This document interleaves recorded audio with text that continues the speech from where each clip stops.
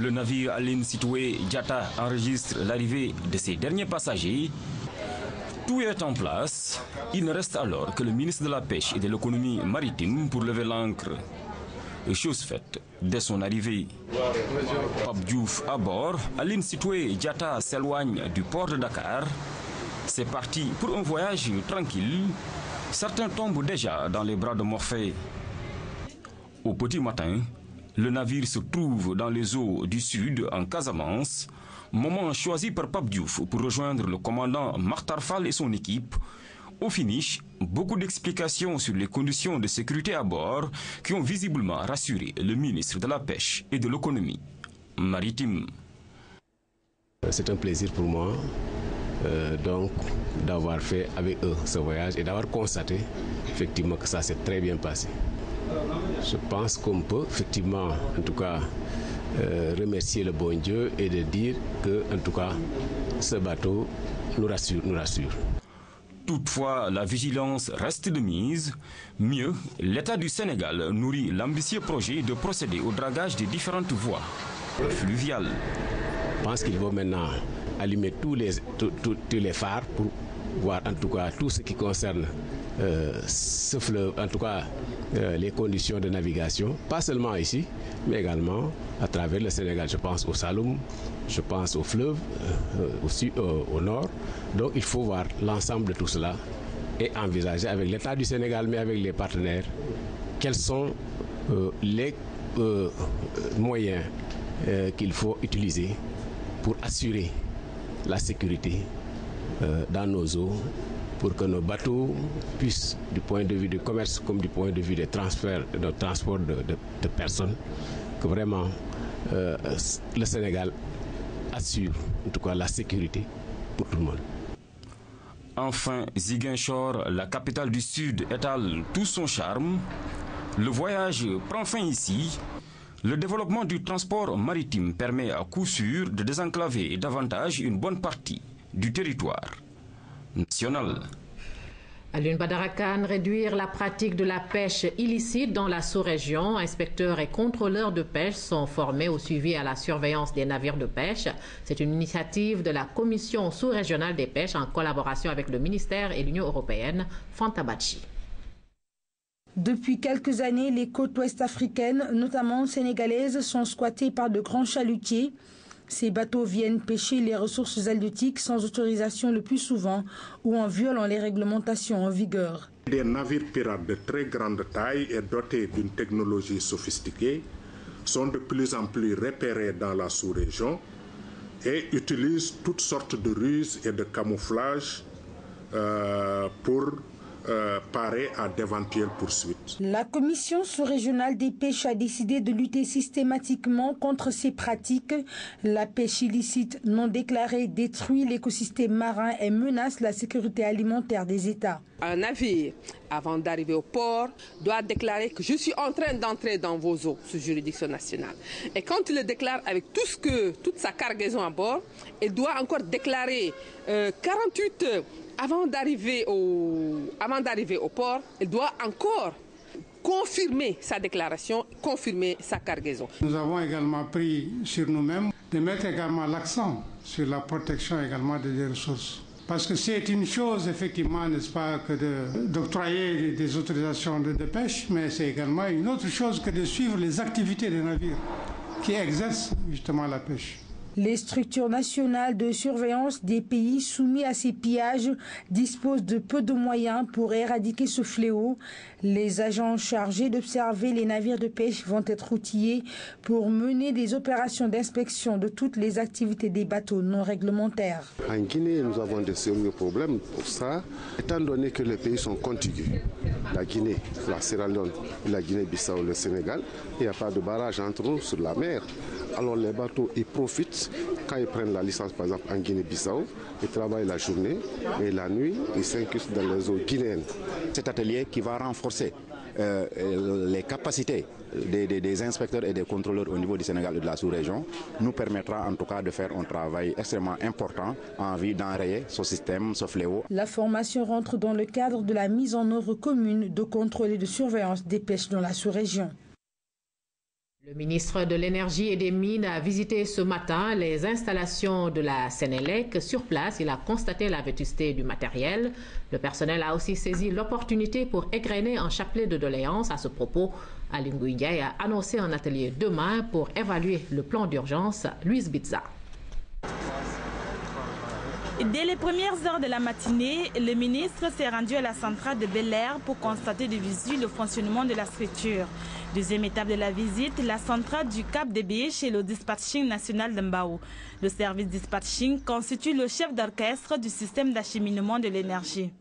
C'est également au niveau du dispatching qu'on essaie de faire pour avoir le coût du kilowattheure le plus faible possible.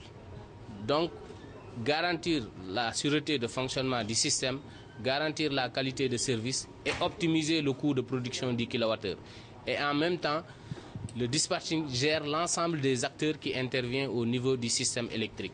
Cette visite de proximité a aussi conduit le ministre à la centrale d'alimentation de Anne. Sur place, échange avec le personnel. Cela fait environ un mois que nous avons pris service et nous avons envisagé de faire le tour des départements, des directions et sociétés qui sont sous notre contrôle et de discuter également avec le management et le personnel de l'ensemble de leurs préoccupations, notamment en ce qui concerne l'outil de travail. J'ai déjà été saisi par les syndicats de la Sénélec. Disons qu'ils ont posé un ensemble de préoccupations parmi lesquelles la prime de risque. Ce n'est pas un élément isolé, c'est un ensemble qui est dans un tout. Et la direction générale déjà est avisée de ce problème et que, comme j'ai dit, nous allons également les voir discuter de ces préoccupations. Pour améliorer le taux de couverture en électricité et trouver des solutions aux problèmes du personnel, la tutelle annonce une évaluation critique de la situation. Nous avons prévu de faire, à partir de demain d'ailleurs, un atelier pour évaluer le plan d'urgence qui avait été mis en place. La fin de la visite a constitué une tribune pour assurer le syndicat de l'énergie, syndicat qui a pour doléance principale la fourniture d'électricité aux ménages à des prix acceptables. Nous nous rendons à présent dans la région de Tambacounda. Tambacounda qui dispose d'une nouvelle station d'essence Elton. Son inauguration a eu lieu ce week-end. La compagnie Elton compte aussi offrir un service de qualité aux usagers de Tamba et booster l'emploi. Cheikh Bambagay. Entre Elton et la ville de Tambacounda, le partenariat est désormais scellé.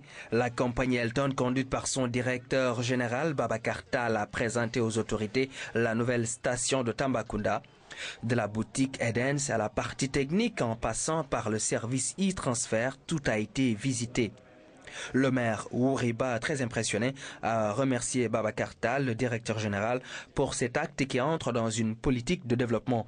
Elton, c'est d'abord le patriotisme et la solidarité. Des investissements de cette nature doivent se faire partout dans la région. Donc merci beaucoup, monsieur le maire, d'avoir permis la réalisation de ce projet.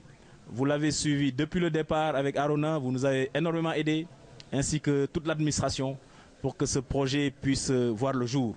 Nous en sommes très fiers et nous en sommes très reconnaissants. Je disais tout à l'heure que c'est important parce que nous sommes aujourd'hui ici à Tambacounda. Nous avons investi, c'est vrai, beaucoup d'argent, mais nous avons surtout créé des emplois. Et je pense que ça, c'est quelque chose d'important. Aujourd'hui, vous avez une vingtaine de jeunes qui sont là, qui sont de la région et qui travaillent pour notre société. Cette station Elton est un investissement très attendu par la population de Tambacounda. Presque tout le personnel recruté ici est de la ville. Une démarche saluée par le préfet adjoint de Tamba.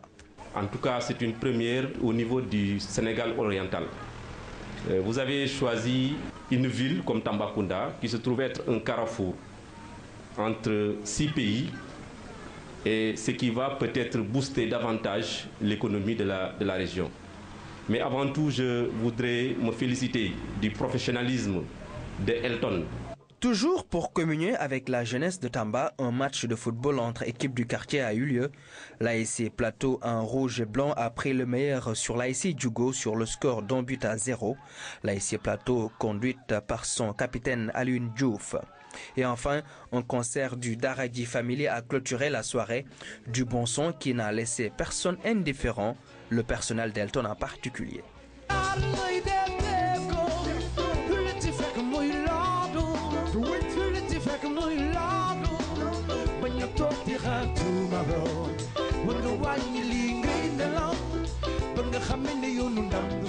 Le Daradi Family, partenaire d'Elton, a gratifié le public d'un joli spectacle au grand bonheur des jeunes de Tambacounda.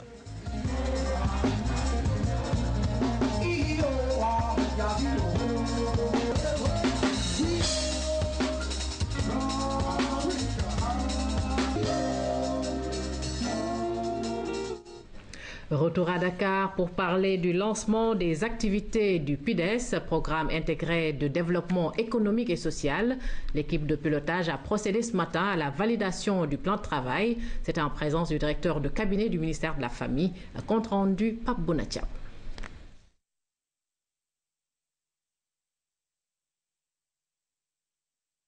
Le programme intégré de développement économique et social vient renforcer l'INPS sur Jabot et concerne uniquement les régions de Kaolack et de Diourbel. Les actions prévues dans le PIDES pourront apporter un nombre crucial de contributions. Ces actions vont inclure des efforts pour reconnaître, réclamer et redonner toute sa valeur aux contributions et au leadership que les femmes apportent dans l'économie de marché. Lorsque le projet a été lancé, nous étions très heureux d'avoir été choisis parce que la mission qui nous est dévolue en tant que collectivité locale, c'est d'être la porte d'entrée de toutes les interventions à la base pour animer une dynamique de gouvernance locale. Cette première réunion du comité de pilotage est un moment d'échange avec les experts et les autorités pour la mise en œuvre d'une feuille de route appropriée. Les femmes et les jeunes sont les principaux cibles. Pour eux, il s'agira de mettre en place des activités génératrices de revenus, accompagner de formation et de tout, accompagner les collectivités locales aussi retenues en amélioration de services d'accès aux services sociaux de base. Parallèlement, le ministère de la Femme entend saisir l'opportunité offerte par le PIDES pour exercer un leadership soutenu sur le pilotage stratégique de la protection sociale à travers le dispositif de la CSO-PLCP qui devra fédérer tous les acteurs. La protection sociale des groupes vulnérables est un maillon essentiel dans la lutte contre la pauvreté. Pour arriver à des résultats probants, le PIDES va entrer dans sa phase expérimentale dans les plus brefs délais. Autre temps fort de l'actualité nationale, l'ouverture ce matin de la cour d'assises à Dakar. 25 personnes seront jugées pour vol aggravé, infanticide ou meurtre. Tous ces accusés sont des Sénégalais. Aucun cas de drogue n'a été signalé, contrairement aux sessions précédentes. La clôture est prévue le 28 mai prochain. Écoutons à ce propos Mamgour Ngor, l'avocat général au micro de Djaïna Badja. Les affaires tournent autour du meurtre, autour des vols aggravés et autour de l'infanticide. Pour cette session, la Cour devra se pencher sur 25 accusés. 25 accusés, tous de nationalité sénégalaise. Pour le jour d'ouverture, aujourd'hui, la Cour jugera une seule personne. Mais il arrivera pour les jours à venir que la Cour inscrive à son rôle 2 personnes, 2 accusés par jour. Les femmes leaders des Niayes viennent de bénéficier d'une formation sur le budget participatif, une session initiée par l'ONG Alphader dont l'ambition est d'informer les populations sur le processus d'élaboration du budget participatif. Seynabou Diokhane. Le concept de budget participatif n'est pas méconnu de la plupart des conseillères, mais son élaboration et son exécution ont suscité beaucoup d'interrogations de la part des femmes leaders des Niayes à l'occasion de ce forum organisé par l'ONG Alphadev au CEDEPS de Yeumbeul Nord. Il nous faut des espaces d'échange de ce genre, des forums, des mobilisations sociales pour que au moins les conseillers, les populations, les élus, les partenaires au développement tous soient en phase par rapport au processus d'élaboration du budget participatif. Ce qu'on attendait, c'est qu'il fasse le plaidoyer nécessaire au niveau des collectivités locales, au niveau des 4 communes d'arrondissement, pour que le budget participatif soit institutionnalisé, devienne un instrument vraiment de planification, un instrument donc de développement au niveau de Yeumbeul Nord, Malika, Keur Massar, pour qu'enfin qu'on puisse sortir donc du processus de développement et que les gens comprennent vraiment c'est quoi la décentralisation, quel est le rôle de maire, mais quel est également le rôle du citoyen lambda dans le développement de la localité. Les femmes élues promettent de transmettre les informations aux populations des 4 communes de l'arrondissement des Niayes. Le but est de mieux impliquer les communautés à la gestion de leur localité. L'implication, c'est à travers tout le processus. Au moment de faire la collecte des informations, que les populations sachent qu'on doit aller dans tel quartier pour sensibiliser toutes les personnes, pour leur dire que la commune ne peut pas dépenser tant qu'elle n'a pas des ressources. Et pour les dépenser de manière efficace, je dirais même de manière efficiente, il faut qu'on le fasse en sachant quelles sont les priorités des populations. Le forum a permis aux femmes élues de partager sur la gestion des recettes et dépenses communales, une manière pour l'ONG Alphadev de promouvoir le développement local. Parlons environnement, l'Afrique est le nouveau paysage mondial, défis et opportunités, c'est le thème choisi par le groupe de la Banque africaine de développement pour ses prochaines assemblées qui auront lieu à Arusha ce 28 mai. En prélude à cet événement et de Rio +20, les experts de l'institution bancaire se sont prêtés cette semaine au micro des journalistes pour préparer l'opinion africaine et internationale sur les changements qui ont affecté le monde et l'importance grandissante accordée à la croissance économique verte. Ibrahima Fall Junior. Si la Banque africaine de développement a pris cette initiative d'inviter dans ses locaux journalistes et communicants pour partager l'information, c'est parce que l'institution aura fait des pas de géant dans la mobilisation des ressources financières, le financement de projets de développement, mais également plus d'appui et d'assistance au pays. L'Afrique s'est bien sortie de la crise financière et économique. Elle a même été un amortisseur avec un taux prévisionnel de croissance globale établi à 6%, tout en accueillant les économies ayant connu la croissance la plus rapide en cette décennie. Concernant les défis à long terme du changement climatique, la BAD a déjà mis plus de 6 milliards de dollars pour lutter contre la déforestation et près de 8 milliards pour la conservation. Cela dit, l'Afrique doit pouvoir compter sur elle-même, surtout par rapport au Fonds vert du climat. The Global Green Climate Fund and other climate finances. En ce qui concerne le Fonds vert climatique, nous devons agir avec intelligence. Aujourd'hui, les pays développés qui doivent alimenter ce fonds de 100 milliards de dollars par an d'ici 2020 connaissent une crise financière. Par conséquent, il faudrait que les pays africains commencent à compter sur eux-mêmes et suivent les grands pays du Sud tels le Brésil, l'Inde ou la Chine qui assurent leurs propres besoins.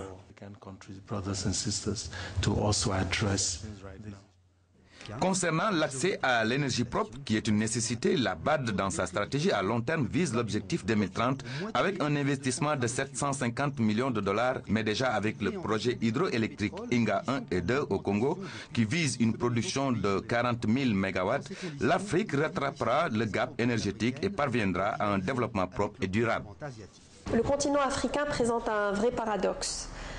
C'est d'un côté le continent dans le monde où il y a le moins de gens avec un accès aux services énergétiques modernes.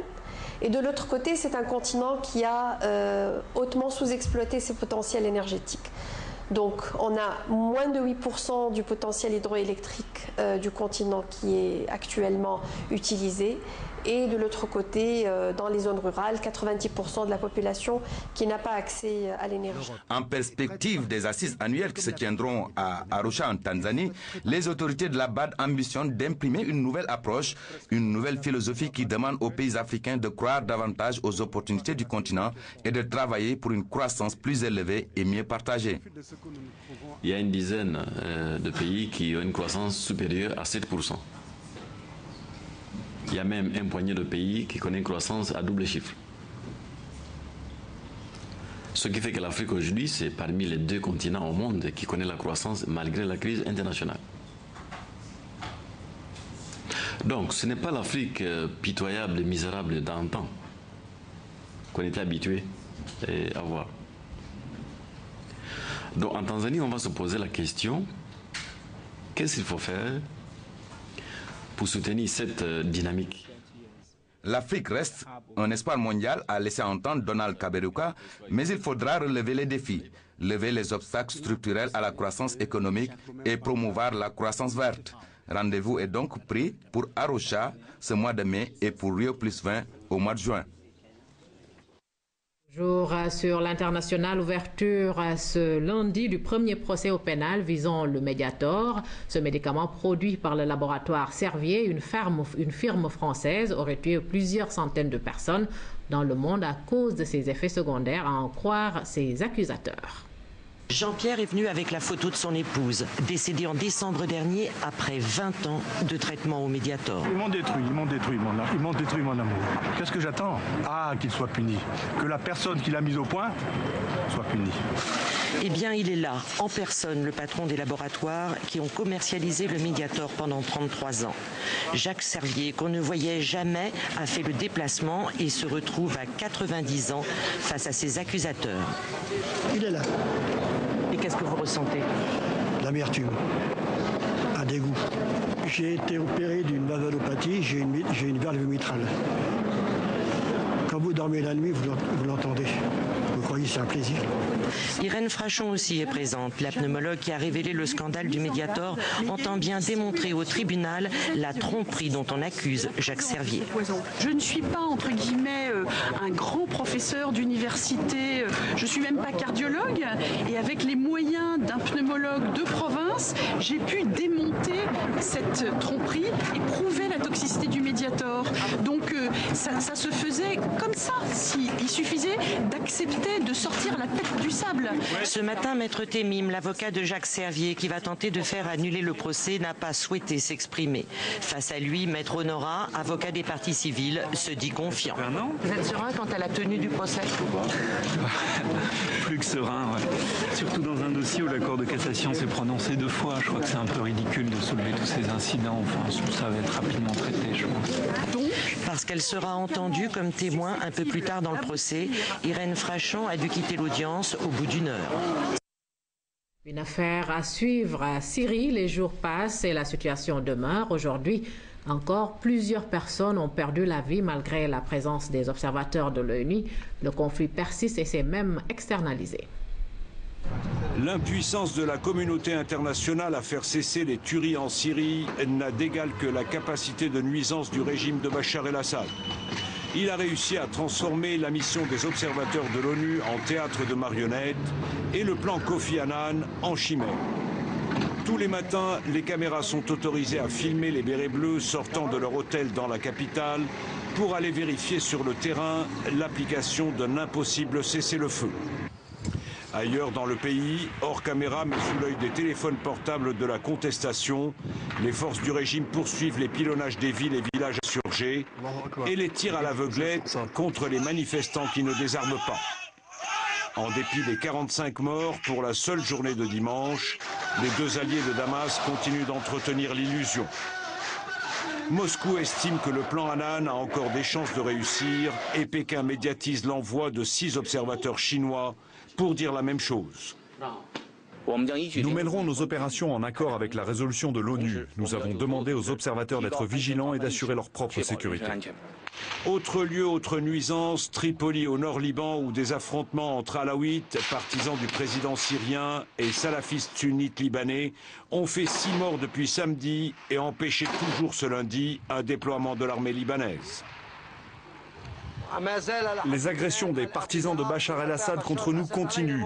On ne peut pas rester éternellement les bras croisés. 1, puis 2, puis 3 jours de suite. Et après? Craignant un embrasement plus important, la France a condamné les violences survenues à Tripoli et appelé les Libanais à éviter l'importation dans le pays d'un conflit qui n'est pas le leur. Ouverture à Dakar de l'Assemblée générale du réseau africain des formations sur le VIH-Sida. Occasion pour cette structure qui regroupe des instituts de formation de 10 pays francophones au sud du Sahara de faire le bilan de la formation. C'est pour mieux lutter contre le VIH et assurer la prise en charge des patients. Moussa Mané. La pandémie du sida, en plus d'être une urgence sanitaire mondiale, est un problème de développement. Une question qui ne saurait être résolue sans l'engagement des principaux acteurs. C'est dire donc qu'il faut renforcer les capacités et coordonner l'offre de formation de ces derniers. L'atelier de cette année servira à Dakar à faire donc le bilan, mais surtout à définir vraiment les perspectives et les orientations futures pour nos activités du réseau. La lutte contre le sida continue, l'épidémie continue de progresser et il faut toujours continuer à mettre les capacités des professionnels aux normes afin de répondre aux besoins. Présent dans 10 pays francophones au sud du Sahara, le réseau africain des formations sur le VIH-Sida a pour objet de répondre aux besoins de formation des acteurs de la prise en charge et de la riposte contre le VIH-Sida. Au Sénégal, 2 formations sont offertes par des institutions impliquées dans la lutte contre ce fléau. Nous avons le diplôme universitaire de rétrovirologie biologique qui est organisé par le laboratoire de bactériologie et virologie de l'hôpital Aristide Le Dantec. Et nous avons le diplôme supérieur de gestion en santé communautaire qui est organisé par le service de santé publique et l'ISED à la faculté de médecine et pharmacie. À côté de ces 2 formations de Dakar, nous avons d'autres formations dans 9 autres pays africains. La formation étant le soubassement de tout acte, cependant, il faut des moyens financiers, des ressources nécessaires pour contribuer à l'accomplissement des objectifs du millénaire pour le développement d'ici 2015. C'est fini, la campagne 2012 de vaccination contre la polio a été clôturée hier. L'objectif était de vacciner au moins 95% des enfants de moins de 5 ans. Même s'il est trop tôt de tirer un bilan, les autorités sanitaires sont satisfaites de son déroulement à l'intérieur du pays comme à Dakar. Suivons ce reportage dans un endroit insoupçonné de la capitale, un lieu pittoresque, n'est-ce pas Oumar Diaw? Roukhou-Djiné ou le coin du diable au cœur de la capitale, sur l'avenue Faidherbe. Les équipes de vaccinateurs n'ont pas réchigné à arpenter les dédales de cette zone à la recherche d'enfants. Les marraines de quartier au Badjanougor ont balisé un chemin sinueux. Il y a les Badjanougor qui facilitent les vaccinateurs pour qu'ils viennent pour faire le porte-à-porte pour faire vacciner leurs enfants. Les enfants qui ne sont pas vaccinés peuvent être handicapés à vie. Au centre de santé, tous les efforts ont été dirigés vers ces JNV pour toucher toute la cible. 11 équipes de vaccinateurs, des équipes de 2 qui font le porte-à-porte. Il y a aussi les superviseurs qui sont sur le terrain. Il y a nous aussi, on est avec eux. Au plateau aussi, le district a travaillé d'arrache-pied, privilégiant le porte-à-porte. Un accent tout particulier a été mis sur la supervision. Les vaccinateurs sont suivis par des superviseurs. Ces superviseurs sont aussi suivis par des ICP. Et l'équipe cadre vient maintenant pour voir quel est le niveau réel de réalisation de l'activité. La supervision permet de corriger les insuffisances. C'est une opération de contrôle de l'effectivité de la vaccination. La communauté guinéenne a été réceptive à l'opération. La vaccination permet de protéger les enfants contre les maladies. J'y adhère. C'est gratuit. Que chacun laisse ses enfants se faire vacciner. Il est encore trop tôt pour tirer un bilan définitif de ces JNV, mais on reste optimiste. L'objectif, c'est qu'aucun enfant ne soit raté par rapport à ça. C'est pourquoi les objectifs sont très haut placés, mais quand même c'est difficile, mais il faut y aller. Les JNV terminés, on peut toujours avoir accès aux services de vaccination dans toutes les structures de santé. La vaccination de routine du PEV se fait tous les jours. La bilharziose et le sida à Richard Toll inquiètent le ministre de la Santé en visite dans la localité. Eva-Marie Kolsek a exhorté ses services à travailler pour faire reculer ces 2 maladies. La tutelle s'est toutefois félicitée de la bonne marche des structures de santé de Richard Toll. Ndeye Aïda Dia. 20 ans en arrière, des campagnes de lutte contre la bilharziose étaient menées et pourtant, aujourd'hui encore, la maladie continue à faire des ravages à Richard Toll.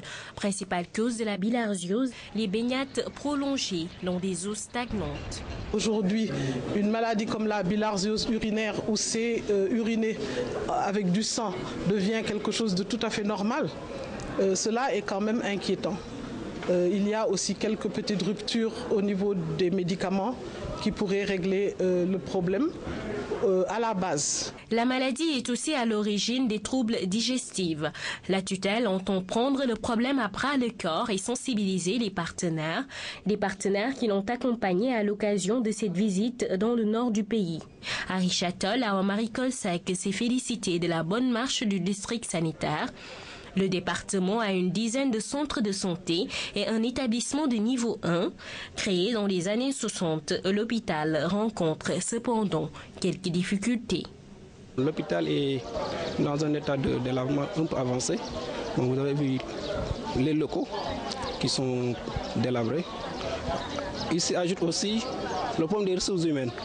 Bon, parce que l'hôpital est constitué majoritairement de personnel communautaire. Bon, et en principe, on ne peut pas retrouver beaucoup de personnel communautaire dans les hôpitaux. Nous avons beaucoup de personnel communautaire. Le personnel étatique est pris en charge par l'hôpital. Je voudrais vraiment féliciter le personnel de santé qui travaille avec beaucoup d'abnégation. On me parle au niveau notamment de l'hôpital d'un personnel qui a travaillé au moins plus d'1 an sans avoir aucune motivation, ce qui est quand même rare. Et malgré tout, c'est un personnel qui s'est investi. Un problème que le ministre de la Santé promet de corriger. Autre sujet de préoccupation, le sida qui prend des proportions inquiétantes dans la zone. La prévalence se situe au-dessus du taux national. Richard-Toll est une ville carrefour, d'où la nécessité d'accentuer les efforts de sensibilisation et de prévention de la maladie. 13 millions de francs CFA, c'est le coût de l'ambulance médicalisée offerte au village de Diarère, c'est dans le département de Fatick. Un don de la Croix-Rouge italienne obtenu grâce à un fils du terroir vivant en Italie. Une aubaine pour ce village où les évacuations se faisaient par charrette. Oumoukal Somsal. C'est dans la pure tradition sérère que les habitants de Diarère ont accueilli ce joyau. Une ambulance médicalisée qui va désormais desservir le village et ses environs. Le plus proche hôpital est à 60 km d'ici. Imaginez-vous quand on réfère un malade, surtout les femmes en accouchement dysocique qui saignent, vous voulez vous référer à Kaolack, ça cause problème. Un fruit de la coopération entre la Croix-Rouge italienne et celle sénégalaise, grâce à une facilitation de ce fils du village vivant en Italie. Ne maîtrisant pas la langue française, c'est sa mère qui a transmis son message. C'est un besoin, parce qu'ici, il n'y a que des charrettes. Ce sont les charrettes qui font tout jusqu'à aujourd'hui. Diarère fait partie des 23 villages de la communauté rurale du même nom. Ce don vient à point nommé dans ce village très enclavé où vivent 5000 âmes. On a constaté même en venant que c'est difficile en saison sèche, à plus forte raison en saison humide. Donc cette ambulance vient à point nommé. Pendant la saison de pluie, ce n'est pas accessible et que le seul pont qui servait de liaison entre Diarère et le goudron, donc Diouroup, est affaissé. Et aujourd'hui, quand il pleut, il n'y a aucune possibilité, ni charrette, ni véhicule, d'atteindre les structures sanitaires au niveau du district de Fatick. Ce logistique est un soulagement pour les habitants de Diarère. Il s'agit là d'un moyen efficace de lutter contre la mortalité maternelle et infantile dans ce village difficile d'accès et pourtant à seulement 8 km de la nationale.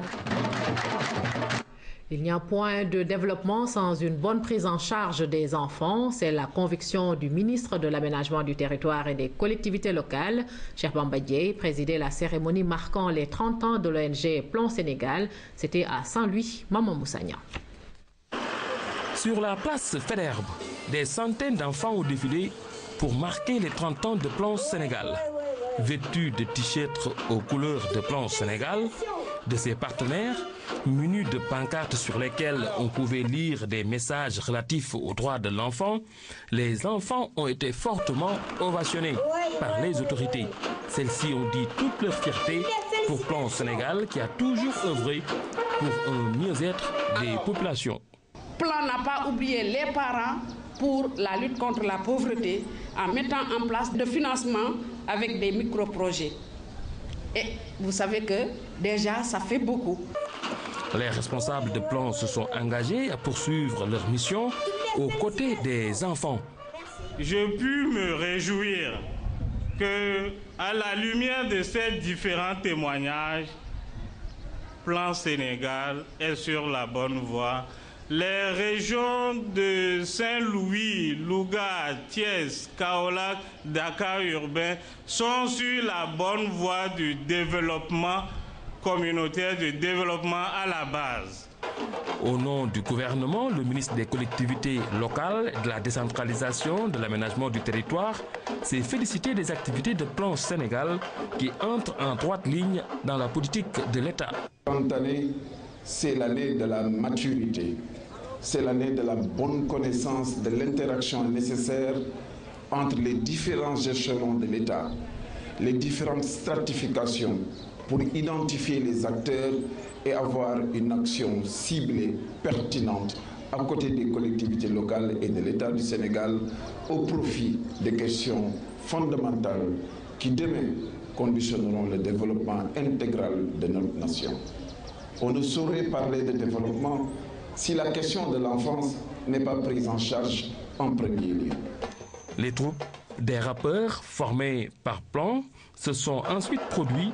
Une minute de silence a été observée en la mémoire des agents de Plan disparus. Et nous parlons culture dans le cadre de la 10e Biennale d'art africain contemporain. La Maison de la Culture d'Outasek accueille les œuvres des femmes architectes et plasticiennes. L'exposition dénommée Créativité de femmes est organisée par Dakar en partenariat avec l'Institut valencien d'art moderne d'Espagne où Mundour y a fait un tour. Pour la postérité, l'Institut valencien d'art moderne peut se targuer d'abriter le premier musée étranger invité à la Biennale d'art africain contemporain. Car en 2012, le Dakar s'ouvre officiellement à d'autres horizons. Pour marquer le coup, l'Institut espagnol fait dans le genre. Il a sélectionné une dizaine de femmes, architectes et plasticiennes pour cette exposition dénommée Créativité de femmes.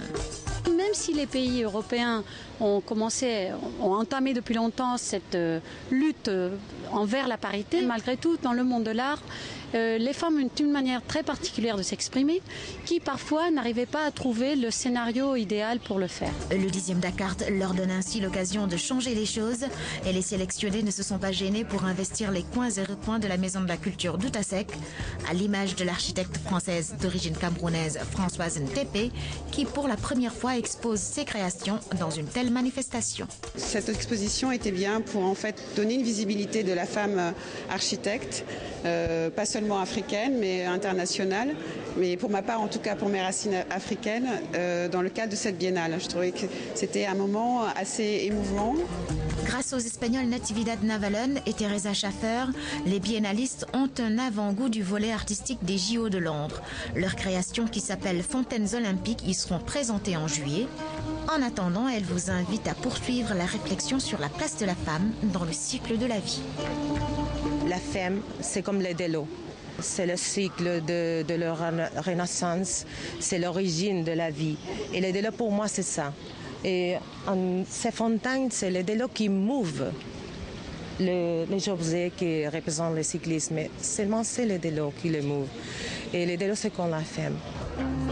Faire bouger le monde avec tendresse, audace et surtout un regard féminin, c'est l'essence de cette exposition qui, jusqu'en juin, vous invite à découvrir une autre facette de l'architecture et des arts plastiques contemporains à la Maison de la Culture d'Outasek à la Médina. La Banque internationale pour le commerce et l'industrie du Sénégal soutient la production artistique.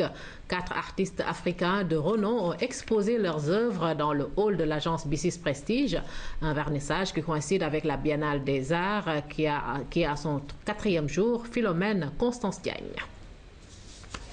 Le vent de la Biennale souffle partout à Dakar, jusque dans les banques. Le hall de B6 Prestige s'est littéralement transformé en un grand stand d'exposition de peinture et de céramique. Clients et banquiers peuvent parcourir les œuvres.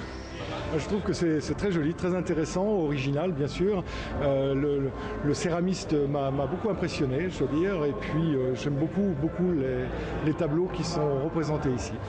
3 peintres et un céramiste ont étalé leur talent. Vie Diba, Amadou Kansi, Tony Okudjeni et Alpha So ont tout simplement donné à la banque des allures de galerie sans âge. Ce travail parle un peu des relations entre les relations avec l'espace. Nous sommes dans une société où la démographie est tellement développée et par rapport aux espaces urbains, ce qui fait que ce qui en découle, c'est qu'on est dans une logique d'encombrement de l'esthétique du nombre, de la quantité et la densification d'aujourd'hui dans l'espace urbain.